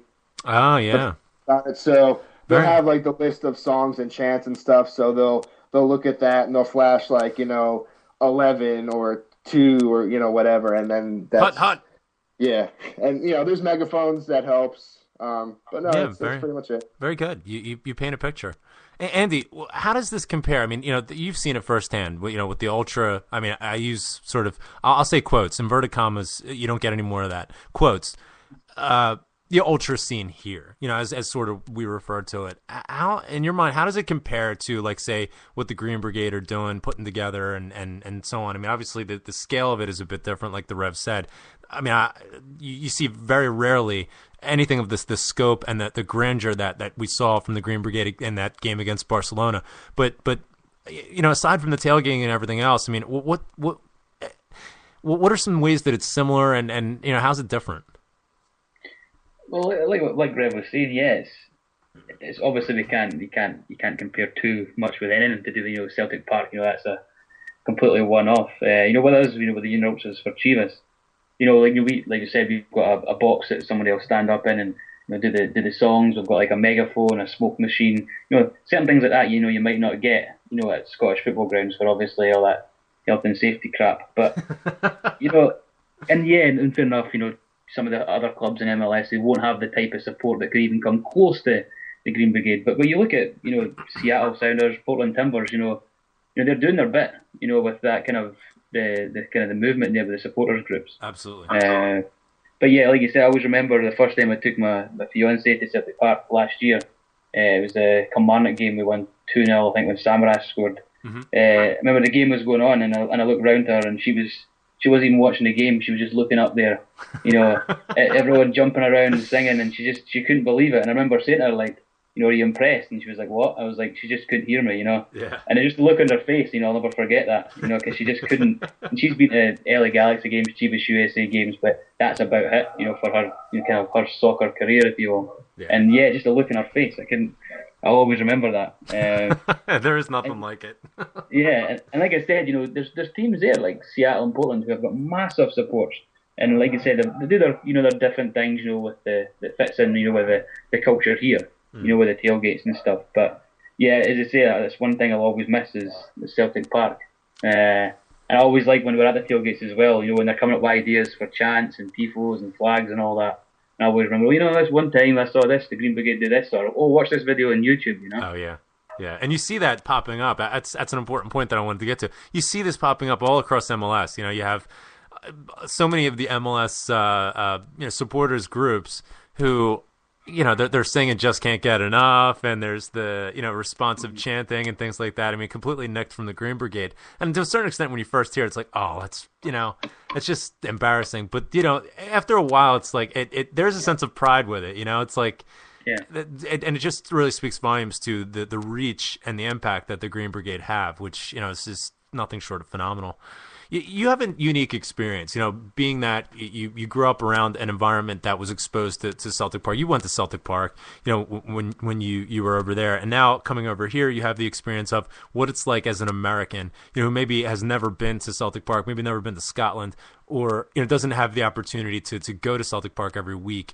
What in your mind needs to happen over here to grow the support? Obviously there are things that the club do. They come over every few years and play a series of friendlies during the summertime in select cities. But other than that, there really isn't much that lends itself to reaching out to people who may be just getting into the sport, because the sport is growing by leaps and bounds. I mean, every day people are investigating, they're looking into it, they're looking for a team to support, much the same way that you did with the MLS. And there's such an affinity, there's such an opportunity for Celtic here with so many people who identify as Irish heritage. That's I mean, it's just it's a no-brainer. What can the club be doing more of, and what does the club need to do a better job with, in your mind, to grow the support here? Yeah, and it's a tough one. Like you said, there's only so much you can do with bringing them over in pre-season, and playing a few MLS clubs, or playing an exhibition game, or or whatever. It's like you said, there's a huge market for it. When we go out to watch the games, I remember the first time I ever went out to watch an English Premier League game, I was surprised at how many Man United, how many Liverpool, how many Chelsea, how many Arsenal supporters there were. I remember speaking to my fiance's, unfortunately, a Chelsea fan. But she, no, don't even go there. It pains me, but she's also a Celtic fan, so that makes up for some of it. But asking her, like, why did you support Chelsea and stuff? And she was like, well, years ago, we got, so many teams, and that was the games we got. That was it, from English Premier League. Yep. So everyone just chose a team almost at random. Mm-hmm. And you go into this pub that we go to, and it's basically four corners, and you've got Chelsea, Man United, Liverpool, and Arsenal. And the only reason they support those clubs is they've just chosen them randomly because that was the only games available to them.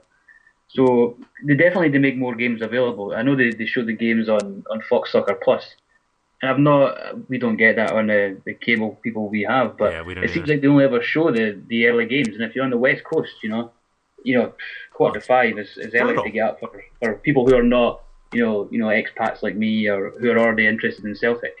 They're not going to get up at that time to watch the game. No. If they're just, new to the... And it's the same problem at home. People won't get up at 2, 3, 4 in the morning to watch an MLS game just to test it out. It's only like kind of really die-hard football fans that will do that. Yep. But for me, the big thing that club needs to do to grow the fan base here is to keep doing well in Europe. I couldn't believe, this will be the first Champions League campaign I've seen in the States. But just seeing the coverage has been unbelievable. Watching Fox Soccer, which I'm not the biggest fan of, but I've not got much choice. Fox Soccer. When they've been showing the English clubs, because they obviously focus on all the English clubs a lot. They were talking about Celtic. Even before we beat Barcelona, right? It was just a little bit here and there, but then we beat Barcelona, and then obviously the Juventus tie. It was Twitter, Facebook, on their TV channel. It was unbelievable the amount of coverage they were getting. And then actually I was down at a place looking for a job. I had an interview after I got my visa, and there's another guy in the room who was there interviewing. And as I walked in, I heard my accent. He was like, "Oh, are you Scottish?" I was like, "Yeah, I'm Scottish." How'd you tell? Yeah. And he's like, "Oh, you're a Celtic fan?" I was like, "Yeah." He's like, "Oh, what about that Victor Wanyama, eh?" And I was like, "Come on!" And the guy was actually from New Zealand, and he had caught the game on TV, and he's like, "Oh yeah, I'm quite interested in seeing how they do for the rest of the season." And yeah, so I think the big thing that we need to do here to kind of grow the brand here is just keep doing well in Europe. You're listening to Andy Watson. He writes for MLS UK. You can check him out on Twitter at Andy V like Victor Wanyama Watson.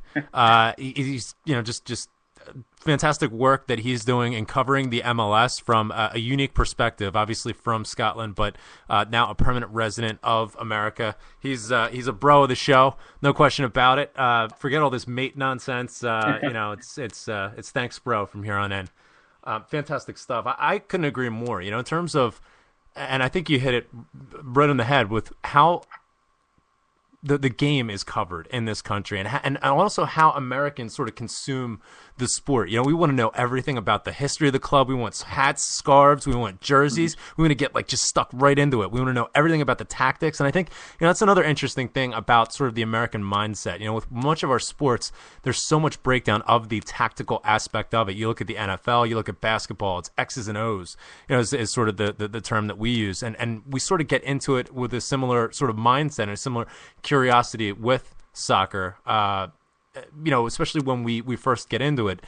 And I think that the connection that is most sort of salient is making the analogy between soccer and our football that we've been conditioned to know and be so passionate about. And once you make that connection, you start to understand how the game's played more. I mean, it's lights out from there. Americans' relationship to sport is absolutely neurotic. And with that, there's merchandising opportunities with Celtic. I mean, there's people who've never been to South Bend, Indiana, but they have Notre Dame stuff all over them because, they identify with their Irish heritage. And I think that it's just such a no-brainer for Celtic to take advantage of that. I mean, there's 300 million people. 38% of the population of America identifies as Irish heritage. So to make it easier for these folks who may be, like you said, especially on the West Coast, it's a thankless position to be in where you have to get up at 5 a.m. in order to be able to see a game that's being played. I mean, that's never going to work. Obviously, the European games being midday or, obviously there's loads of replays all the time. That's going to be more effective. But, I think that once we open it up from a merchandising standpoint, I mean, it could come down to, just the fact that somebody was on soccer.com or maybe flipping through one of the magazines or had seen some sort of a Celtic strip in one of the stores, which, by the way, never happens. I mean, in any of the sporting goods stores, you never see a Celtic strip, essentially, aside from the soccer-specific stores. I think that Celtic, by making things more available to that medium, I think can grow the brand as well. People get a strip because they like the green and white hoops. Then all of a sudden they go home, they look at the website, and they want to investigate. They want to look at the YouTube clips. It is becoming easier. Technology is making it more accessible. And I think that and why I'm so passionate about it is I can see the sport growing like just shot of a cannon over the next 10 years. And it's the clubs like Man United and Chelsea who are getting the exposure, who are getting on television, and who are getting out to Americans. They're the ones that are drawing in the highest percentage of people for oftentimes trivial reasons. And I want Celtic to be on the forefront of that as well. I was just the other day I was looking for a present for my buddy's birthday. He's an Arsenal fan, so I'm just like, all right, let me just see what they got online. You should buy him a trophy. Yeah, right. There is, ArsenalStoreUSA.com. So, they don't have everything that, I guess the main, their main web store has, but you can get all the merchandise, all clothing. That's pretty much all they had. Anything else, like little, tchotchkes and executive gifts and stuff like that, that was all from the main site. But, I mean, this year, you want a home strip with whoever plays for them now, you want it customized, you can have it, it's since it ships from within the U.S., right. You can have it within 5 business days. Right, exactly. That's exactly what I'm saying. I mean, and aside from, you walk into a Dick's Sporting Goods or whatever, Modell's like we have out on the East Coast, if you can start to get a Celtic strip right next to that Man U strip or the Chelsea strip and open up the opportunity for people to buy it. I mean, especially around this time of year, and then they go and they investigate more of it. You need to be exposed to it. If it's not going to come through, the exposure to television on a weekly basis through the league, then like Andy said, we need to make sure that we're playing European football so we can get in front of as many of these people who are investigating it as possible. But to that end, for the support here, who's already nuts about it like I am, I need to have my head examined. It's brutal trying to get a strip. Half the time you're not sure if the customization is going to be correct. It takes about a month. You might be subject to customs. I mean, it's an absolute nightmare. Whereas, like Rev was saying, there's so many outlets where you can just purchase it. They have facilities in the United States that can get it to anywhere in North America, within a few days. I think that would certainly do a lot of good for the cause. And it doesn't require Celtic to open up a plant and start printing their own jerseys and merchandise here. All it takes is, getting that marketing arm to form alliances with the people who do that here, be it Nike or Adidas and some of their channels, some of their manufacturing channels. The Arsenals, Man Uniteds, Chelseas of the world have figured it out. You can't turn on Fox Soccer without 5 minutes later hearing, manunitedstore.usa.com or something. Why isn't there a Celtic store USA.com? That's the type of opportunity that I really am desperate for the club to take advantage of. It doesn't take a lot of investment on the front end, but it pays a world of good on the back end. There's stuff like worldsoccershop.com where they're based in, I think, like North Carolina, South Carolina, and they've got a wide range of stuff. But regarding Celtic, ever since Celtic changed their font and everything, they don't do. You can get like like the bootleg font style, but they don't offer the authentic customization anymore, or you can't get jerseys with the championship sleeve patches or anything like that. So you can get a blank jersey, but which I guess is good for an entry level fan, but someone who wants to keep up with it and get the latest jersey every year or what have you, that's not doing it. Yeah, they're not keeping up with an Uber fan like you. No way. No way, no how. I love a bit of the Rev. He's always up on the styling and the haberdashery, as I mentioned before. You are to close what the parrot is to food. God bless you, Rev. Andy, tell us a little bit about your work. As I mentioned before, with the MLS UK as well as Total MLS. Tell us a little bit about what you focus on with your writing and some of the projects that you're involved with. Yeah, it was completely by accident that I got involved in it all. When I first started coming over here, I was coming over as a tourist, 3 months at a time, having to go home for 3 months. So I got kind of more involved in Chivas USA and started tweeting about them and talking about it on Facebook. And then a guy got in touch from Total MLS, which is basically a blog where there's one writer for each team in MLS, but it's just kind of articles from a fan's point of view, rather than the kind of almost neutral stuff you'd get on MLS Soccer, for example. So through that, just started writing just random stuff about Chivas, match recaps, things like that. And then a couple of guys from England got in touch from MLS UK who had a similar style website basically, but everything was from a UK or a British perspective. So started writing for them, and then got more and more involved with them and what they were trying to do, and eventually became an editor for that site. But yeah, with the MLS UK thing, it's leaps and bounds right now, because we're really trying to get that focus on trying to get people from the UK interested in MLS. But at the same time, we noticed that a lot of our viewers, and the majority of the people who are on the website and listen to our podcasts and stuff, is actually people from the States who are quite enjoying hearing something, a podcast with some different accents, and reading something with a bit of perspective. And we do, like you mentioned, that word Euro snob. That's what we kind of try and get away from, because there are a lot of other people out there. There are major websites, like the BBC, and that will touch on MLS every now and then. But yeah, we just like to give it a bit of a different perspective, and it's great that the interest is getting quite big in the UK for MLS right now. Yeah, no question. You can find Andy. We're getting some requests in chat. You can find Andy on Twitter at Andy V like Victor Watson, and he'll have all the information where you can find his articles. Andy, you bring up a great point there. We delved into the Euro snob sort of mindset a bit there, but I think that you're doing a world of good in terms of lending credence back to the MLS, and showing the fact that, yes, there is a more entrenched, established a footballing support within, and knowledgeable, let's be honest, within Britain as a whole, and many people see that, and that takes away from the credibility of the MLS, the game itself, and the structure. But when they do hear someone that speaks the way you do with your level of understanding about the game, I'll admit firsthand, I refuse to listen to most, if not all, American soccer sort of commentators, podcasters, etc. There are a few, but the majority, it's typically former players who don't do their homework, in my opinion, in terms of digging down to, specific tactics of what makes, a particular team so dangerous, and especially with the evolving world that is the MLS.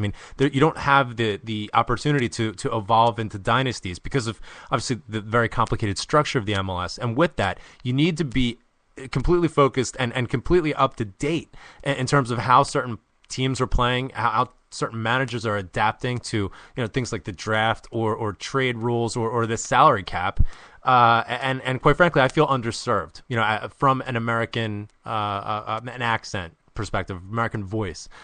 Plus, I think that there is, and this is going to be ironic, I'm sure, coming from me, but especially the commentators that do the games, the play-by-play, I much prefer to hear someone with a different accent than an American. Not so much because of the accent, and I'm desperate for an American to be able to do this, but it seems as though, especially those from Britain and Ireland and elsewhere, they understand how to let the game breathe. There doesn't need to be every second of the game filled with somebody talking about whatever. You can just sort of let it play out, throw in the analysis when it's appropriate, and educate the viewer, not in a way that this is another thing that I find. Many of the American commentators speak to their audience as though they've never watched a game before, so that the people who do know what they're talking, it's very frustrating to watch. Even a lot of the podcasts, they continually, it's almost like a soccer 101 exercise. Give me a former player who can tell me, who can teach me something, who can tell me, in that certain scenario, the striker's thinking this as the midfielder's driving, and he wants to pull back this way, and that opens up. Teach me something about what happened. Don't describe for me exactly what is happening on that replay. I can see it myself. Give me some analysis of how that broke down, and I walk away from that. I find that I get more of that from a British voice, but like I said, hopefully that does evolve, as the game grows and matures here. I don't know what your thoughts are there. No, yeah, I'd agree with you, and it is, there is a part of it where I'm like, you hear that kind of American accent on the, doing the play-by-play, and like you said, some of it comes across as quite, patronising, as if I've never seen a game of football before, Yeah, there's the right back, and he's a defender in the offensive sector. Yeah, yeah, and there's all the jokes, about getting the old onion bag, and you know, but yeah, and then there's a lot of those, but yeah, and I really hope that I'm not for a moment hoping Craig Burley comes over here to start commentating on the games. Yeah, exactly. But like for example, we've got MLS Live, so you can go online, you pay your monthly fee or your annual fee, and you can watch all the games. But the commentary is done by a specific club that so somebody who's linked to that club, kind of like Celtic TV. Mm-hmm. But as good as that service is, some of the commentary is dire. It's so bad. Yeah. And like you said, yes, it must be putting people off watching. It surely must be bringing down the viewing figures there. Because you look at the games they show from the English Premier League, even the Scottish Premier League, and the commentators you've got in there. And like you said, you can hear that kind of passion and knowledge they've got. And sometimes with the commentators, the play-by-play here, it just comes across as fake passion to me. I don't know if that's right or not, but I agree completely. That there's almost this paranoia about letting dead air go, and you're right. I mean, there is almost like this sort of superficial energy level. Like, oh, big drive denied. Yeah, hustle. And it's sometimes just let the game play out. And to that other point. You don't have, I mean, there's people who prefer to avoid the MLS for whatever reason, and they want to go and consume the English game or the Scottish game or some sort of continental league, and that's fair enough. I mean, to each their own. But with those products, they had to start watching that at some point, and they don't talk down to their viewers. The bottom line is, if you speak to your viewer as though they're already informed, those who aren't informed and want to become part of the process will inform themselves. And there are lots of resources to do that. So that's sort of my argument with it. Speak to a higher level and encourage people to inform themselves to get up to that place. Generate dialogue. Don't talk to the viewer like they're 5-year-olds, because it's not going to be an invigorating process for the first-time viewer, and it's only going to put off the more seasoned a fan of the sport. Rev, what are your... No, I agree. I guess that's because, sportscasters, that are, that have been coming up, especially like since the 90s and stuff. You're used to baseball where it takes, a good minute and a half, 2 minutes, for a play to actually happen, starting with, the pitcher waiting and then the windup and then the throw. And, so you've got, time to talk like that. Or with football, you've got 40 seconds basically between every play and only like 11 or 12 minutes of actual play in each 60-minute game. There's a lot of stop-start, and a lot of... Right, so there's all that time. Yeah. And to the same effect, like I'd say, the guy that does the Red Bulls play-by-play, he does the Devils play-by-play. That was his primary job. So, that's what he's doing now, and then once the Red Bulls start, on Sunday, then he's going to do that for the rest of the year. Oh, God. So it's like, hey, takes it to the top of the 18-yard box, slap shot. It's like, one-time shot, caroms off the goal. It's... Big drive. You've got guys that aren't, I know that's been like the catchphrase of this show today. They're not soccer specific. So hopefully within the next, 10, 15 years, like the next crop of, play-by-play guys and color commentators will be more soccer purists and can actually, hopefully growing up or at least in their, teens or 20s have been fans of the game. So they kind of know what they're talking about. Importing guys from other sports, they're obviously going to bring that other, influence that tendency. with them. Yeah, that tendency. But I think you're right. Hopefully, over the next 10 years or so, we'll get more people with an American accent who understand, how to package the game and how people want to watch it and bring some value to the process, and reward people for tuning in rather than sort of, dumbing it down, and patting people on the head. I think that's absolutely vital. And hopefully we can get, some Americans who can do that. And if you're listening, ESPN, come and get me.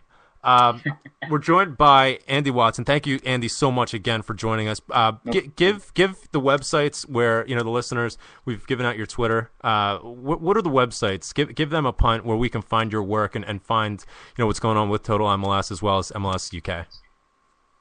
Yeah, so for the websites, we've got over at Total MLS, we're total-mls.com.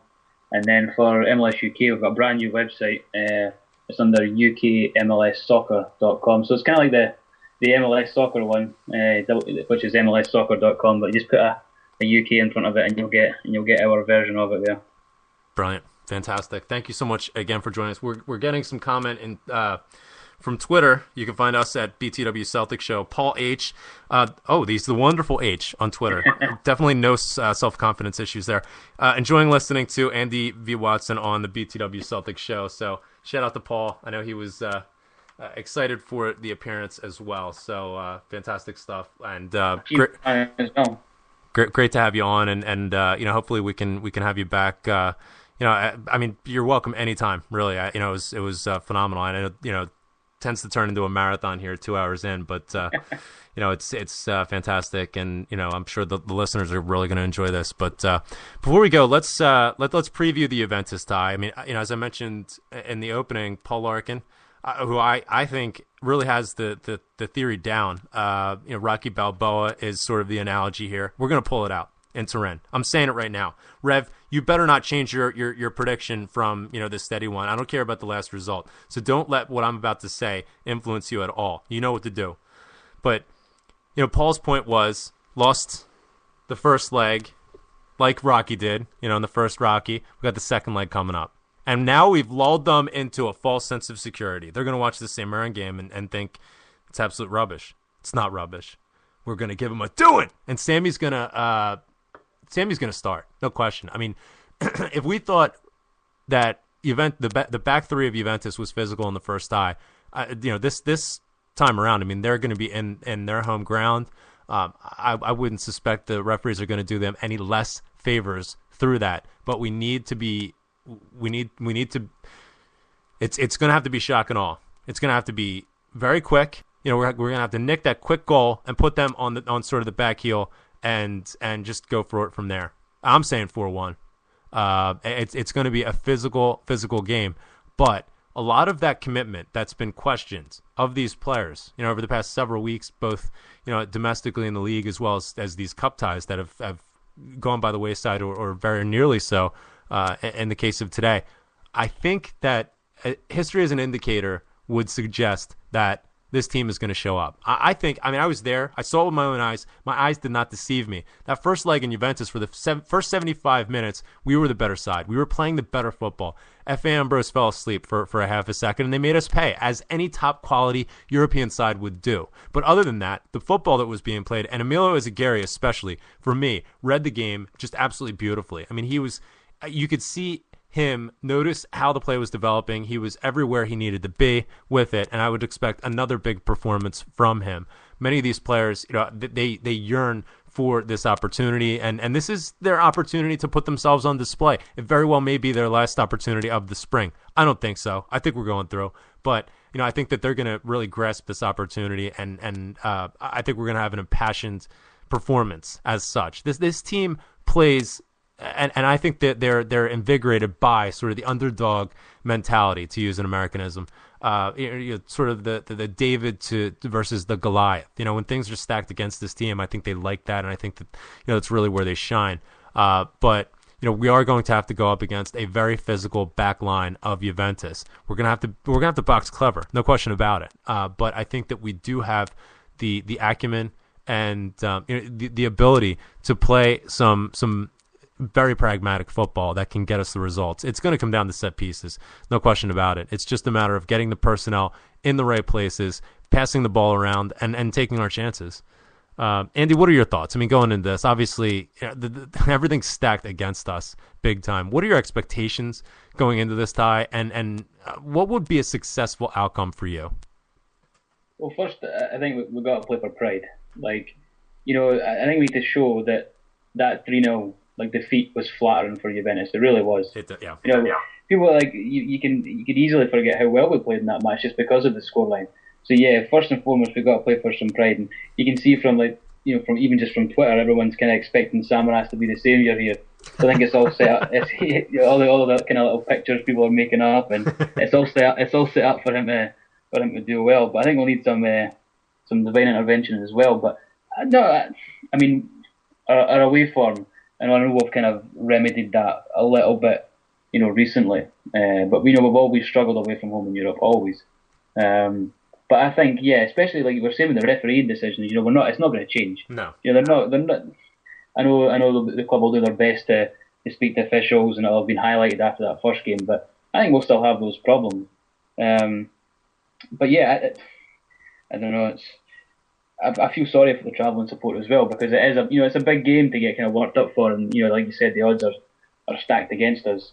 But Juventus did it at Celtic Park, so we can do it over there. That's exactly it. I think that, like you said, I would agree completely that the scoreline flattered Juventus, and that was exactly the point that I was going to make up. If Juventus came in and did it to us, and let's not kid ourselves, they got the rub of the green the entire night, and maybe that's coming back to haunt us, considering we did get a lot of brilliant results throughout the group stages, and maybe it's things evening out, but surely the sides are more evenly matched than the scoreline led out to be. I was a bit disappointed by the fact that, yes, I was in the stadium. I could see a lot more of sort of the periphery that you wouldn't get exposed to on television, such as, Neil Lennon didn't leave the dugout. I didn't see him on the touchline for the last 25 minutes, 20 to 25. It was essentially, it was almost like the entire team chucked it. And previous to that, they were brilliant. And I was disappointed with that. And my hope is that the team will have that same sort of mindset that you're just describing, that this team is better than what was reflected, and that we're gonna display some pride here, so that some folks will say, what, that first game might have been a fluke. It was unfortunate, that the result went the way it did, but this is still a very, very good Celtic side that's worthy of a lot of respect and a lot of time. Rev, let me turn that same question over to you. What are your expectations going into this game? Don't give me a scoreline, because you know what to do, but what are your expectations, and what would be a successful result? I would say just winning the game would be a success in my eyes. If it's, if it were to turn out to be 1-0, 2-1, whatever. I'm not saying it's impossible. I'm not doubting them, but it is a large, it is a tall order. And I'm just hoping that, the players that have to show up. I was, just thinking about this now and kind of going back to the conversation we had at the start of the show. What is the best 11 right now? And that's kind of a hard question to answer. So, well, I think it's a vital question that needs to be addressed going into this game. Especially right. with the amount of tinkering that's going on recently. We're going on 3 to 4 games where Charlie Mulgrew hasn't played. Now, Lennon's preference in Champions League games is to play Charlie Mulgrew on that left-hand side, where he doesn't exactly grace the park full of pace and sort of blinding ability to get down the touchline, but he does give you a bit of steel down the flank that can check up some of their advancing fullbacks, which give them a lot of width. He's injured though, right? Well, it's judging by the comments, it seems as though he may be available for Wednesday, but that gets to my point. Do you play him? And we saw with the first leg where Forrest was out for quite some time, was thrown into the side that started at Celtic Park, and he just seemed listless. It was obvious that he didn't have his match sharpness back. And do you want to do the same sort of things going into this game, even though you prefer Charlie Mulgrew? Maybe he doesn't have that level of sharpness that you absolutely need going up against the side like Juventus, because as Ambrose displayed, they will make you pay. The one thing that I'm hoping is over, going back to, the first leg and past couple games in the league, I'm not a fan of James Forrest on the left, and I'm not a fan of him playing, like an attacking midfielder. I don't know where that experiment came from. I guess that was Lenny just trying to try something out, but I'm not a fan of it. It doesn't seem to be effective, so hopefully, if anything, he goes back on, right midfield. Yeah, I think that, as we were talking about a little bit earlier, where Commons, has that left side of midfielder that has the tendency to cut in. I think that Forrest has found a lot of success in doing that, starting from the right and then, drifting inward to facilitate some of that link up. And Lennon has experimented, and even going back to last season in the Europa League, playing against Udinese at home, Forrest played in that almost, the fad term at this moment as like the number 10 role, where he would play more central and then do the opposite, drift out, almost like in that Pedro role that he used to have at Barcelona, and be able to open up space, drag defenders around, so on and so forth. It's an interesting outlet, for this leg, considering we're going up against the back three. But I agree. I think that he's more dangerous on that right hand side, where he has the ability and the opportunity to use his pace to get by a player, get down to the byline and then whip a ball in, or open up space, cut it back, and then drift inside and facilitate some of the 1-2s. Or I think his final ball at times has been exceptional as well, and he is a threat as it pertains to that. But as he's played himself back into fitness, today is no exception. As well as the unfortunate result against Motherwell, he was clearly the man of the match, and he's really come on in terms of becoming an intelligent footballer, not just the standard winger who's gonna just blaze a trail down the touchline and then whip it in. He's timed runs really well. He's picked passes, and he's just gotten a lot more sort of thought out, in terms of his role in linking up play, which was absolutely vital, especially in these SPL ties. So long may that last. But all right, it's scoreline time. Let's do it. Andy, first up, what's your thoughts in terms of the scoreline, realistically? Realistically, well, I'm putting you on the spot. Yeah, you know what? I think we're going to match that from what Juventus does. I find it really hard that we're not going to concede. But yeah, let's go for it. 3-0. Ah, lovely. I love it. We'll match it. Give me some extra time. Rev, you know what to do. I have to go with 1-1 here. Okay, fantastic. Good stuff. I mean, I don't know how you could ever think that, but there will be hell to pay if you didn't give that scoreline. So very good. That's the lucky scoreline. He gives that scoreline every time. We beat Barcelona with it. We beat Spartak Moscow. So we're sticking with it. I don't care. I'm saying 4-1. No extra time. We're going straight through. Like you, I think it's hard to imagine a scenario where we're not going to concede a goal. But we have the firepower. Sammy's coming back. If I knew how to do Photoshop, I'd have Sammy on top of the hill. The Rio picture. I'd have him, Rocky Bats with the St. Anthony medal. Everything. Sammy is the savior. No one ever thought I'd ever say that. But that 4-1, we're going to be up for it. It's Dr. Jekyll and Mr. Hyde. It continues. We have these underwhelming domestic performances, but we turn it on in Europe. And we're going through because we're going to Wembley. I must be alone there.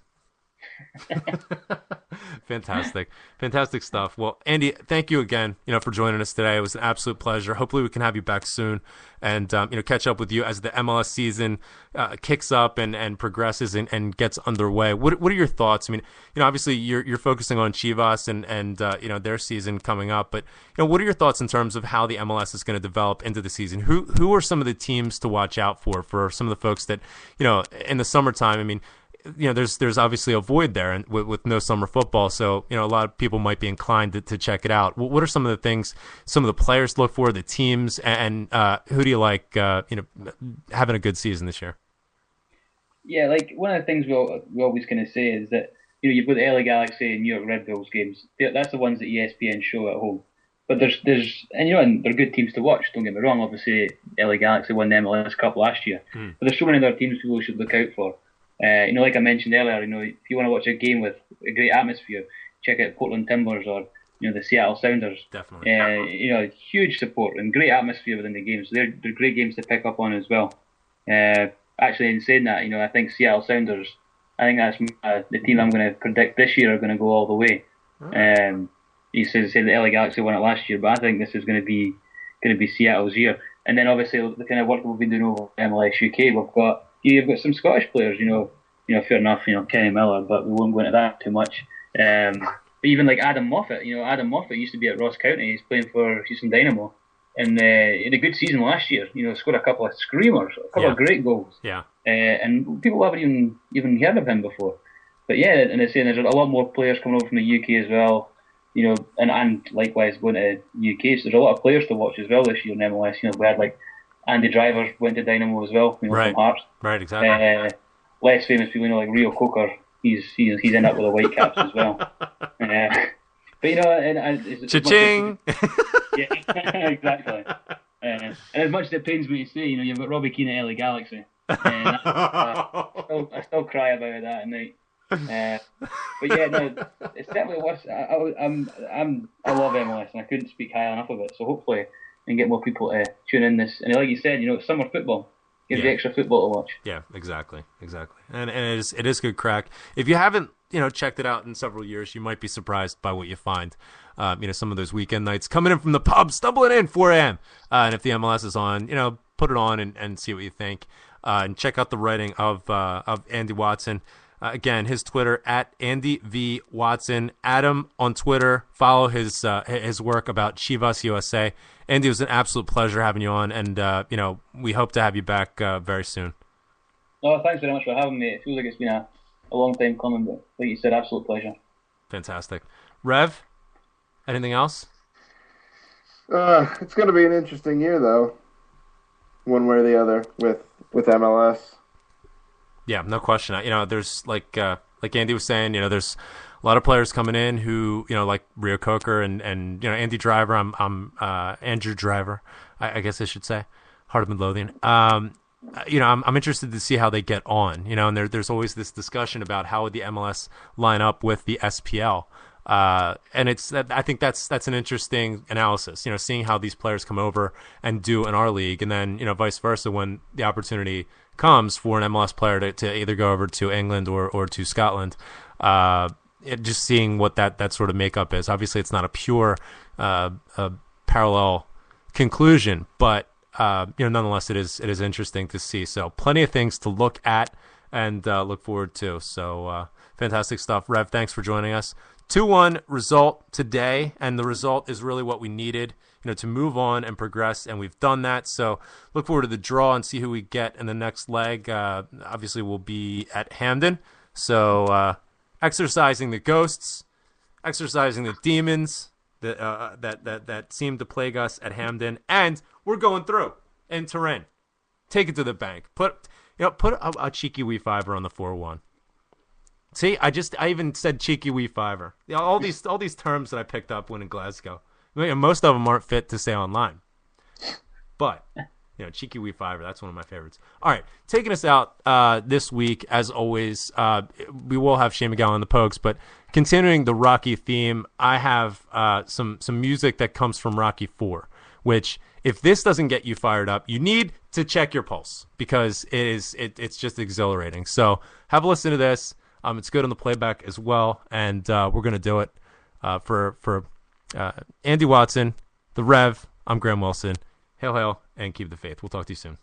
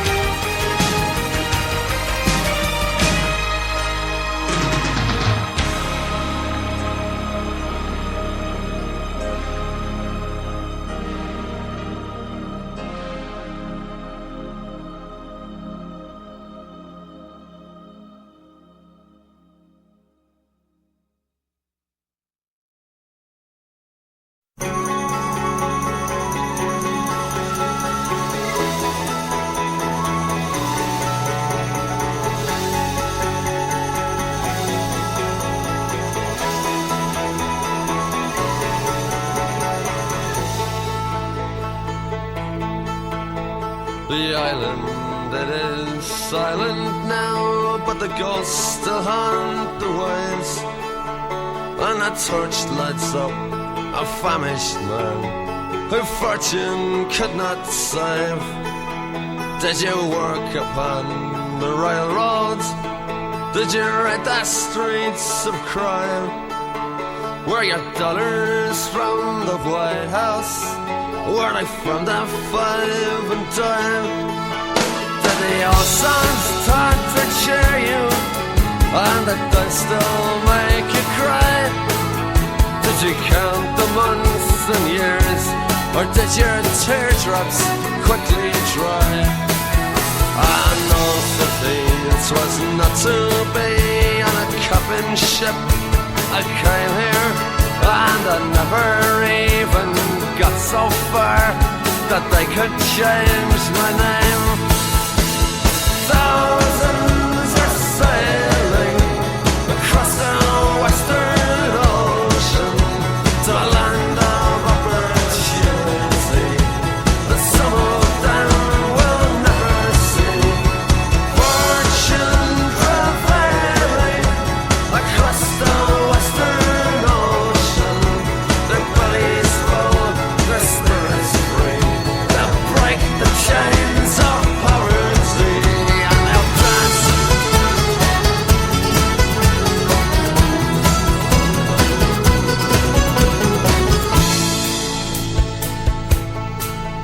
In Manhattan's desert twilight, in the dead of afternoon, we stepped hand in hand on Broadway, like the first man on the moon.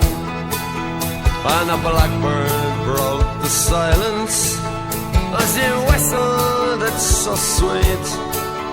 And in Brendan Behan's footsteps, I danced up and down the street. And we said goodnight to Broadway, giving it our best regards. Took our hats to Mr. Cohen, dear old Times Square's favorite bird. Then we raised a glass to JFK and a dozen more besides. When I got back to